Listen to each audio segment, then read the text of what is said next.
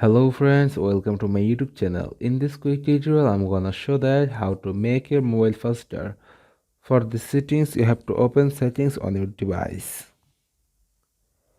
After opening settings on your device, you have to scroll down. And here you can see about phone option. Click here and scroll down again. Then you can see here reset icon, click to reset icon. Then you have to reset all settings, then click to reset settings, then enter your password and reset your all settings on your phone.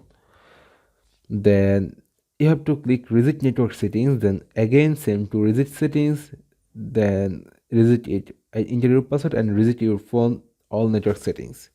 Then you have to click factory reset. After click to factory reset, your all data will be reset and erased from your device, including photos, videos, anything. Your mobile will be new version, new software, new everything is your mobile after factory reset.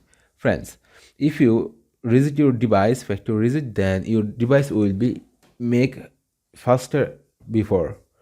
Friends, that was the video topic. If this video helpful to you, please like, comment, share and subscribe to my YouTube channel and press the bell icon for getting new notification. I will come with another new exciting video. Till then, take care. Bye bye my dear friends.